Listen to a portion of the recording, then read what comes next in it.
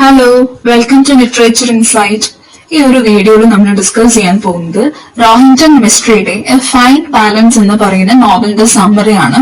So summary പറയുന്നേക്കാൾ മുൻപ് just ഈ ഒരു നോവലിൽ വരുന്ന മേജർ ക്യാരക്ടേഴ്സ് ആരൊക്കെയാന്നുള്ളത് നോക്കാം. അപ്പൊ അതിൽ പ്രധാനമായിട്ട് വരുന്ന 4 ക്യാരക്ടേഴ്സ് ആണ് ഈശ്വർ, ഓം പ്രകാശ്, മാനക് ആൻഡ് ദിന. ഇവിടെ ഈശ്വറും ഓം പ്രകാശും റിലേറ്റീവ്സ് ആണ്. എങ്ങനെയാന്ന് വെച്ചിട്ടുണ്ടെങ്കിൽ നമ്മുടെ ഈശ്വറിന്റെ നെഫ്യൂ ആണ് ഓം പ്രകാശ്. ദാറ്റ് ഈസ് ഈശ്വരന്റെ ബ്രദർ ആയിട്ടുള്ള നാരായണന്റെ മകനാണ് ആര്? ഓം പ്രകാശ്.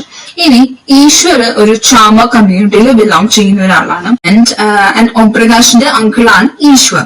അടുത്തൊരു ക്യാരക്ടറാണ് മാനക് ഒരു സ്റ്റുഡന്റ് ആണ്. അപ്പൊ ഈ ഒരു മാനക്കിനെ നമ്മുടെ ഈശ്വറും ഓം പ്രകാശും കൂടി ട്രെയിനിൽ ട്രാവൽ ചെയ്യുമ്പോൾ മീറ്റ് ചെയ്യുന്നുണ്ട്. ഓക്കെ, അടുത്തൊരു ക്യാരക്ടറാണ്, മേജർ ക്യാരക്ടറാണ് ദിന. അവളൊരു വിഡോ ആണ്. ദെൻ അവള് ഡോക്ടർ സ്ട്രോഫിന്റെയും മിസസ് സ്ട്രോഫിന്റെയും മകളാണ്. ദെൻ അവളുടെ ബ്രദർ ആണ് നസ്വൻ. ഓക്കെ, ദെൻ ഇവിടെ ദിന എന്ന് പറഞ്ഞ വിമൻ റെന്റിന് കൊടുക്കുന്ന റൂമിൽ താമസിക്കുന്ന പയ്യനാണ് മനക്ക്. ആൻഡ് അതുപോലെ തന്നെ ഈ ഈശ്വരും ഓം പ്രകാശും കൂടിയിട്ട് ഇപ്പൊ ഒരു ബിഗ് സിറ്റിയിലോട്ട് ട്രാവൽ ചെയ്യാണ്. എന്തിനാന്ന് വെച്ചിട്ടുണ്ടെങ്കിൽ അവർ ആ ഒരു സിറ്റിയിലെ ടെയിലേഴ്സ് ആയിട്ട് ഹയർ ചെയ്തിട്ടുണ്ട്. ഓക്കെ, അപ്പൊ ആ ടെയിലേഴ്സ് ആയിട്ട് ഹയർ ചെയ്തിട്ടുള്ള വിമൻ ആരാണ്? ഈ പറഞ്ഞ ദിന തന്നെയാണ്. ഓക്കെ, അപ്പൊ അവിടെ ഒരു കോയിൻസിഡൻസ് വരുന്നുണ്ട്. അടുത്തൊരു ക്യാരക്ടറാണ് നസ്വൻ, ദിനയുടെ ബ്രദർ ആണ്. ദെൻ അടുത്തൊരു ക്യാരക്ടറാണ് പ്രൈം മിനിസ്റ്റർ. ഈ ഒരു നോവലില് ഒരു പ്രൈം മിനിസ്റ്ററെ മെൻഷൻ ചെയ്യുന്നുണ്ട്. ദാറ്റ് ഈസ് ഈ ഒരു നോവല് ഒരു എന്താ പറയാ, ഒരു സോഷ്യൽ അഭ്യവര നടക്കുന്ന സമയത്താണ് ഒരു നോവലിന്റെ സെറ്റിംഗ് വരുന്നത്. ഇന്ത്യയിലാണ് സെറ്റിംഗ് വരുന്നത്. അപ്പോ ഇവിടെ ഡയറക്റ്റ് ആയിട്ട് പറയുന്നില്ല, പക്ഷെ ഇൻഡയറക്റ്റ് ആയിട്ട് നമുക്ക് മനസ്സിലാവുന്നത് ഇന്ദിരാഗാന്ധി, നമുക്കറിയാം ഇന്ത്യ ഭരിച്ചിരുന്ന രണ്ടാമത് ഏറ്റവും കൂടുതൽ ഇന്ത്യ ഭരിച്ചിരുന്ന പ്രധാനമന്ത്രിയായിരുന്നു ഇന്ദിരാഗാന്ധി. സോ അവരെ കുറിച്ച് മെൻഷൻ ചെയ്യുന്നുണ്ട്, അല്ലെങ്കിൽ അവരുടെ ആ ഒരു എമർജൻസി ഡിക്ലറേഷനും കാര്യങ്ങളൊക്കെ ഈ ഒരു നോവലില് മെൻഷൻ ചെയ്തു പോകുന്നുണ്ട്.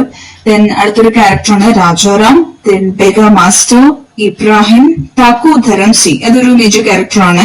അദ്ദേഹം ഒരു ലോക്കൽ ലീഡർ ആണ്. ആൻഡ് അതുപോലെ തന്നെ അപ്പർ കാസ്റ്റിൽ ബിലോങ് ചെയ്യുന്ന വ്യക്തിയാണ്. ദെൻ വസന്ത് വാൽമീക്, റെസ്റ്റം ഇവിടെ ദിനയുടെ ഹസ്ബൻഡ് ആണ്. അദ്ദേഹം ഒരു ബൈസിക്കിൾ ആക്സിഡന്റിലാണ് മരണപ്പെടുന്നത്.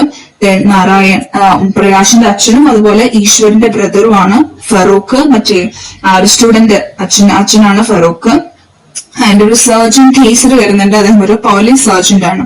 So these are the major characters. Moving out to the summary.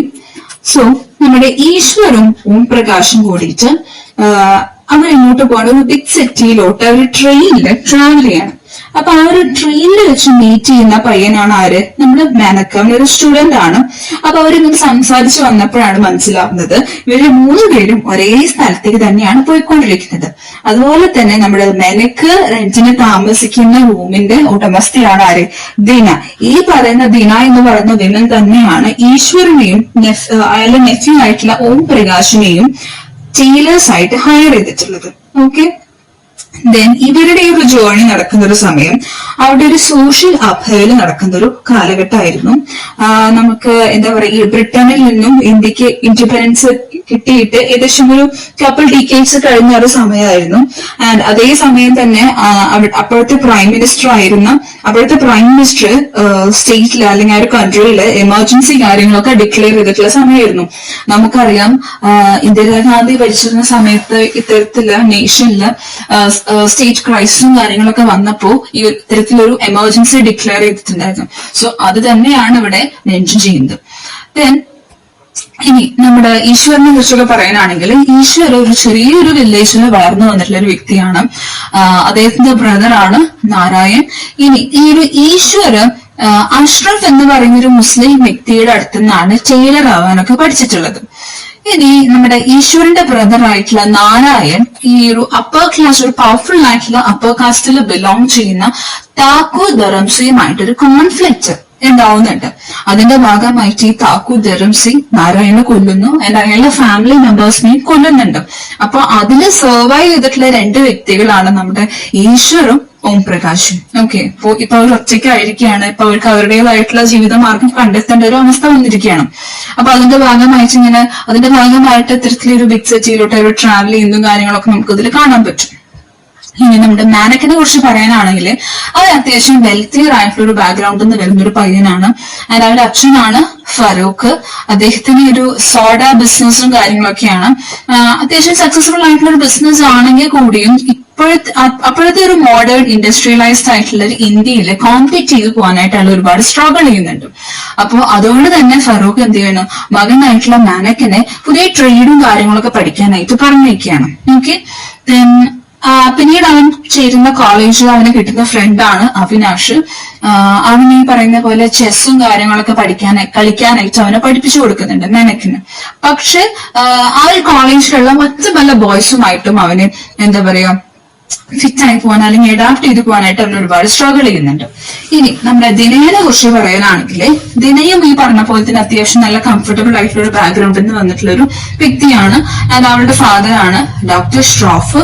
അയാളെന്ന് പറഞ്ഞു കഴിഞ്ഞാൽ ഭയങ്കര അയാൾ ചെയ്യുന്ന ആ ഒരു ജോലിയിൽ ഭയങ്കര ഡിവോട്ടഡ് ആയിട്ടുള്ള ഒരു വ്യക്തിയാണ്, ഭയങ്കര ഡെഡിക്കേറ്റഡ് ആയിട്ടുള്ള ഒരു വ്യക്തിയാണ്. ആളുകളെ നല്ല രീതിയിൽ സഹായിക്കണം എന്നുള്ളൊരു മനസ്സുള്ള ഒരു വ്യക്തിയാണ് ഡോക്ടർ ഷ്രോഫ്. ദെൻ പിന്നീട് നമ്മുടെ ദിന എന്ത് ചെയ്യുന്നുണ്ട്, ഒരാളുമായിട്ട് ഇഷ്ടത്തിലാണ്, റെസ്റ്റ് എന്നാണ് അയാളുടെ പേര്. പക്ഷെ അവരുടെ മാരേജ് കഴിഞ്ഞിട്ട് ഏകദേശം ഒരു 3 years ആയപ്പോ അയാൾ ഒരു ബൈസിക്കിൾ ആക്സിഡന്റിൽ മരണപ്പെടുകയാണ്. ഓക്കെ, അവൾ ഒറ്റയ്ക്കാവുകയാണ് ചെയ്യുന്നത്. അപ്പോ ഇവരുടെ എല്ലാവരുടെയും ഒരു സർക്കിംസ്റ്റാൻസസ് എന്ത് ചെയ്യാണ്, ഇവർ 4 പേരും ഒന്നിപ്പിക്കുകയാണ്. ഇനി നമുക്ക് നമ്മുടെ ദിനയ്ക്കാണെങ്കിൽ ഇപ്പൊ പൈസയുടെ ആവശ്യമുണ്ട്. കാരണം അവൾ ഒറ്റയ്ക്കായിരിക്കാണ്, അവൾക്ക് തിരിച്ചവളുടെ വീട്ടിലോട്ട് പോകാൻ പറ്റുന്നില്ല. അങ്ങനെ ഒരു സിറ്റുവേഷൻ വന്നപ്പോൾ അവൾക്ക് വീടിന്റെ പൈസ കൊടുക്കണം, വീടിന്റെ റെന്റ് കൊടുക്കണം, അങ്ങനെയുള്ള കാര്യങ്ങളൊക്കെ വരുന്നുണ്ട്. ദെൻ നമ്മുടെ ഈശ്വറും ഓംപ്രകാശും ആണ് വെച്ചെങ്കിൽ അതേസമയം ദിനയ്ക്ക് ഡ്രസ്സസും കാര്യങ്ങളൊക്കെ സ്യൂ ചെയ്ത് കൊടുക്കുന്നുണ്ട്, തയ്ച്ചു കൊടുക്കുന്നുണ്ട്. അപ്പോ ഒരേ സമയം ദിനെ ഹെൽപ്പ് ചെയ്യും ചെയ്യാം, അതേസമയം അവർക്ക് അതിനൊരു ഇൻകം കിട്ടുന്നുണ്ട്. ഓക്കെ, ദെൻ അതേപോലെ തന്നെ മെനക്കിന്റെ റെന്റും കാര്യങ്ങളും കിട്ടുമ്പോൾ അതൊന്നും അവർക്ക് ഒരു ഇൻകം കിട്ടുന്നു. ഇനി ഫ്രീ ടൈമിൽ ഇവിടെ എന്ത് ചെയ്യിച്ചിട്ട് ദിന ഈ പലതരത്തിലുള്ള വേരിയസ് സോഴ്സുകളിൽ നിന്നും എന്താ പറയുക മെറ്റീരിയൽസ് കിട്ടും. ആ മെറ്റീരിയൽസിന്റെ ഓൾഡ് സ്ക്രാപ്പിൽ നിന്നും ഇവിടെ ഗിൽറ്റ് ഉണ്ടാക്കും. ഈ മെത്തൊക്കെ ഉണ്ടാവില്ലേ, അങ്ങനെ ആ സാധനങ്ങൾക്ക് ഫ്രീ ടൈമിൽ കിട്ടുമ്പോൾ ഇവിടെ ഉണ്ടാക്കുന്നുണ്ട്. ഇനി ഇതേ സമയം നമ്മുടെ ഈശ്വരും ഓംപ്രകാശുമാണ് വെച്ചെങ്കിൽ ഒരു ബിഗ് സിറ്റിയിൽ അഡാപ്റ്റ് ചെയ്ത് പോകാനായിട്ട് ഇവർ ഭയങ്കരമായിട്ട് സ്ട്രഗിൾ ചെയ്യുന്നുണ്ട്. കാരണം ഒരു ചെറിയൊരു വില്ലേജിൽ നിന്ന് വന്ന ആൾക്കാരാണ്. അപ്പൊ ഇത്തരത്തിലുള്ള വലിയൊരു എന്താ പറയുക സിറ്റിയിലൊക്കെ അവർക്ക് അഡാപ്റ്റ് ചെയ്ത് പോകാനായിട്ട് അവർ ഭയങ്കരമായിട്ട് സ്ട്രഗിൾ ചെയ്യുന്നു. അത് ആ ഒരു സമയത്താണ് അവർ താമസിച്ചിരുന്ന ഒരു ഹട്ട് ഒരു സ്ലം ബ്യൂട്ടിഫിക്കേഷന്റെ ഭാഗമായിട്ട് ഡെമോളിഷ് ചെയ്ത് പോകുന്നുണ്ട്. അത് നയിച്ചിരുന്നത് ഒരു പോലീസ് സർജന്റ് ആയിട്ടുള്ള കേസറാണ്. ആൻഡ് അതേസമയം തന്നെ ഇവർക്ക് ഒരു ഇറിഗേഷൻ പ്രോജക്റ്റില് അൺപെയ്ഡ് ലേബേഴ്സ് ആയിട്ട് വർക്ക് ചെയ്യേണ്ടി വരുന്നുണ്ട്. അത് ഫോഴ്സ്ഫുള്ളി ആണ് അവർ അതിൽ വർക്ക് ചെയ്യേണ്ടി വരുന്നത്. ദെൻ അതിൽ നിന്നും അവരെ എന്താ പറയാ ഒരു ക്യാമ്പിൽ നിന്നും അവരെ പുറത്തേക്ക് കൊണ്ടുവരുന്നത് ഒരു ബെഗർ മാസ്റ്റർ ആണ്. ഇയാളെ കുറിച്ച് പറയാനാണ് വെച്ചെങ്കിൽ ഇയാൾ ഈ ലോക്കൽ ബെഗേഴ്സിനൊക്കെ പ്രൊട്ടക്ട് ചെയ്യുന്ന ഒരാളാണ്. പക്ഷെ വേറൊരു വശം എന്താ വെച്ചിട്ടുണ്ടെങ്കിൽ ഇത്തരത്തിലുള്ള ഈ ബെഗേഴ്സിൽ നിന്നും അവരുടെ ഏർണിങ്സിൽ നിന്നൊരു ഭാഗം ഇയാൾ എന്ത് ചെയ്യും, എടുത്തുകൊണ്ടുപോകും. ഓക്കെ, ഇനി അങ്ങനെ തിരിച്ചു നമ്മുടെ ഈശ്വരും ഓംപ്രകാശും ആ സിറ്റിയിലോട്ട് തിരിച്ചു വരുന്നു. ആൻഡ് ഇവരെല്ലാവരും കൂടിയിട്ട് നമ്മുടെ ദിനയുടെ വരാന്തയില് എന്താ പറയാ ഒരുപാട് ഈവനിങ്സ് ഒക്കെ അവർ സ്പെൻഡ് ചെയ്യുന്നുണ്ട്. അതേസമയം ഇബ്രാഹിം എന്ന് പറയുന്ന ഒരു റെന്റ് കളക്ടർ ഇവളെ അടുത്തേക്ക് വരും റെന്റും കാര്യങ്ങളൊക്കെ കളക്ട് ചെയ്യാൻ വേണ്ടിയിട്ട്. പക്ഷെ ഇവളുടെ വീട്ടില് ഇല്ലീഗൽ ആയിട്ടുള്ള ബിസിനസ് ചെയ്യുന്നു എന്ന് പറഞ്ഞുകൊണ്ട് ഇവളെ ഭയങ്കരമായിട്ട് ത്രെട്ടൻ ചെയ്യുന്നുണ്ട് ഇയാള്. അപ്പോ അതിൽ നിന്നും ഇവളെ പ്രൊട്ടക്ട് ചെയ്യുന്നത് ഈ ബെഗർ മാസ്റ്റർ ആണ്.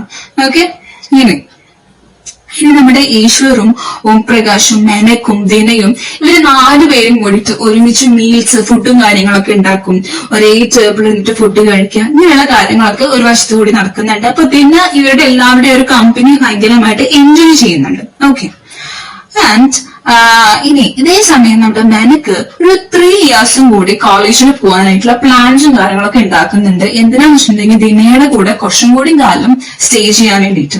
അങ്ങനെ നമ്മുടെ ഈശ്വരും ഓംപ്രകാശും കൂടിയിട്ട് അവരുടെ ഹോം വില്ലേജിലോട്ടൊന്ന് പോകും. ജസ്റ്റ് ഒന്ന് വിസിറ്റ് ചെയ്യാൻ വേണ്ടി പോവുകയാണ്.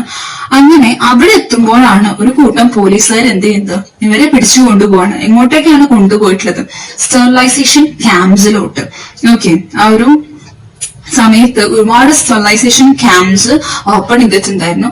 അത്തരത്തിലുള്ള ക്യാമ്പിലോട്ടാണ് ഇവരെ പിടിച്ചു കൊണ്ടുപോയത്. ആൻഡ് അവിടെ കൊണ്ടുപോയിട്ട് ഫോഴ്സ്ഫുള്ളി അവിടെയുള്ള ഡോക്ടേഴ്സ് അൺസ്റ്റെറിലൈസ്ഡ് ആയിട്ടുള്ള എക്യുപ്മെന്റ്സ് വെച്ചിട്ട് ഇവരെ വെസെക്ടോമിക്ക് വിധേയമാക്കാണ്.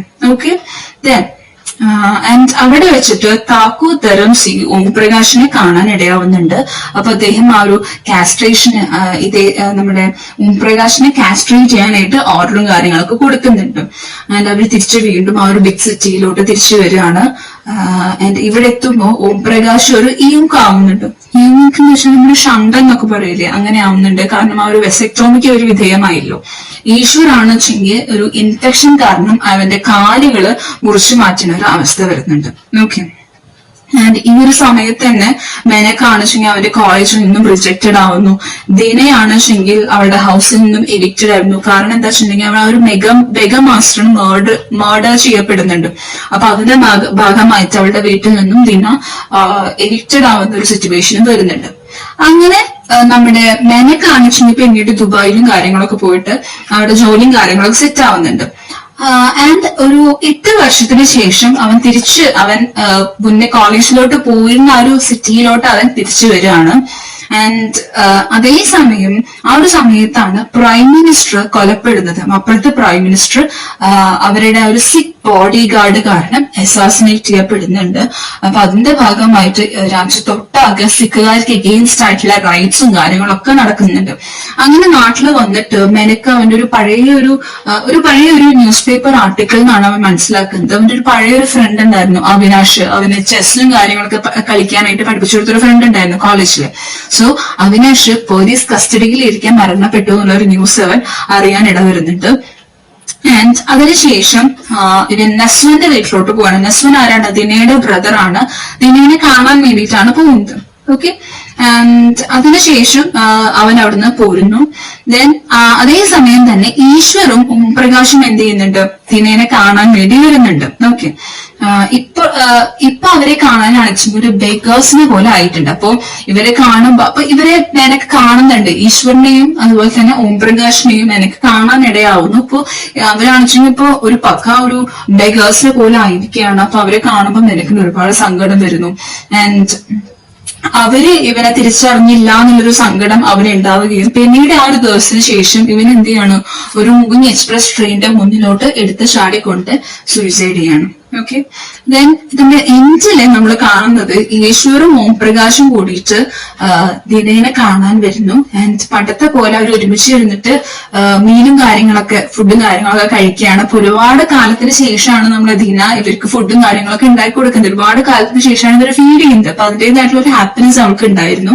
അങ്ങനെ ആ ഒരു ഫുഡും കാര്യങ്ങളൊക്കെ കഴിച്ചതിന് ശേഷം അവരവിടുന്ന് പോകുവാണ്. തിരിച്ചു വീണ്ടും അവരുടെ ഒരു ബെഗേഴ്സ് ആ ഒരു ആക്ടിലോട്ട് അവർ കിടക്കുകയാണ്. അപ്പൊ അതിന് മുന്നേ അവർ ഈ കാര്യങ്ങളൊക്കെ ആലോചിച്ച് രണ്ടുപേരും ഒരുപാട് ചിരിക്കുന്നുണ്ട്. ദെൻ അതിനുശേഷം പിന്നെ എന്ത് ചെയ്യുന്നു? ഈ കഴിച്ച ഡിഷസും കാര്യങ്ങളൊക്കെ വാഷ് ചെയ്ത് വെക്കുന്നു. സോ ഇതാണ് ആ ഒരു നോവലിന്റെ സമ്മറി എന്ന് പറയുന്നത്. ഓക്കെ, അപ്പോ ഇത്തരത്തിലുള്ള വീഡിയോസ് ഇനിയും നിങ്ങൾക്ക് വേണമെങ്കിൽ നിങ്ങൾ എന്ത് ചെയ്യണം? സബ്സ്ക്രൈബ് ചെയ്യണം. Okay, thank you.